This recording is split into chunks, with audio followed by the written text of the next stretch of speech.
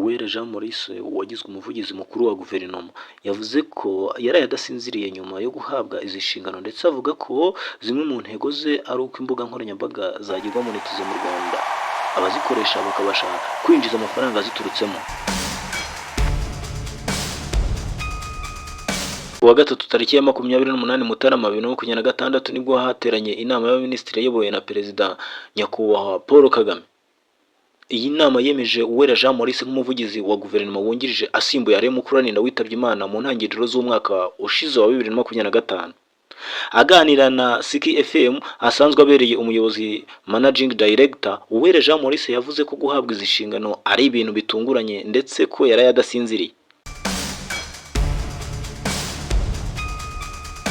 Mu kiganiro n'umunyamakuru, Uwera Jean Maurice yagize ati biza bitunguranye kuko guhabwa inshingano cyane cyane ku rwego rw'igihugu ntabwo biba byoroshye. Nasomye imyanzuro y'inama y'abaminisitiri ngeze hafi y'ibitaro bya Kibagabaga, nahise mparika imodoka sinamenye ibindi byakurikiyeho kuko telefone zari nyinshi. Nabanje gushima Imana n'umukuru w'igihugu kubw'amahirwe ampaye yo kugaragaza ibyo nshoboye mu iki gihugu.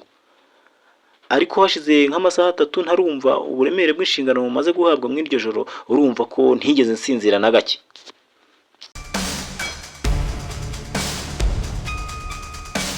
Muri icyo kiganiro Uwera Jean Maurice yakomeje avuga ko ikintu agiye gukora ari ukurwanira ko icyo leta ishaka kubwira umuturage gitambuka, ndetse n'icyo umuturage ashaka kubwira leta gitambuka binyuze mu nzira zihari.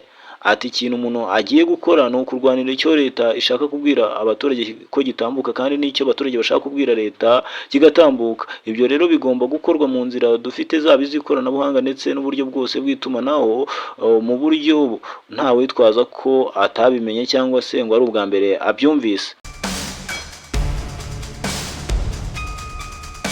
Uwera Jean Maurice yavuze ko kimwe mu bintu agomba guhita akoraho ubuvugizi ari uko imbuga nkoranyambaga zizagirwa monetize. Ati icyo nzi cyo natwe dukeneye ko urubyiruko rwacu rubona amahirwe. Nakunze kubivuga kuri mikoro rwose, ntawe utazi ko urubyiruko rwacu natwe abakuru dukeneye kubona ibyo twinjiza ku mbuga nkoranyambaga.